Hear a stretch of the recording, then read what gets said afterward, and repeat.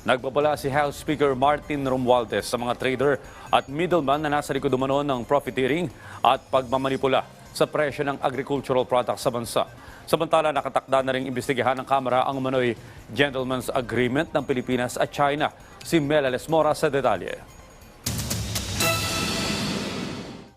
Sa pagbabalik sesyon ng Kongreso, nanindigan si House Speaker Martin Romualdez na paiigtingin pa nila ang laban sa price manipulation at profiteering ng mga agricultural product at basic commodities sa bansa.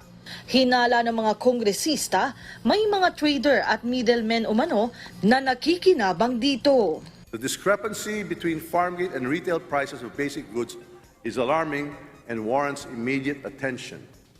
We cannot ignore the plight of our farmers who are struggling to make ends meet, and nor can we turn a blind eye to the burden placed on our consumers. Kahapon, sinimulan na ng House Committee on Trade and Industry ang investigasyon. Dismayado ang ilang mambabata sa kakulangan ng aksyon ng ilang ahensya para masolusyonan ang problema.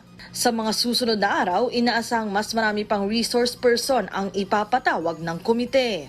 We're trying to look for a solution to drive these prices down, for heaven's sakes.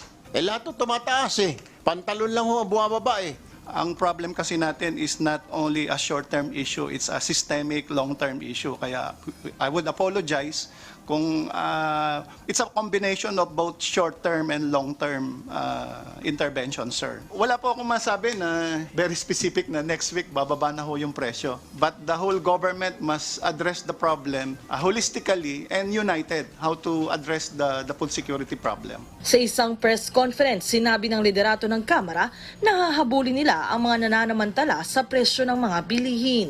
Masyadong malayo yung diferensya.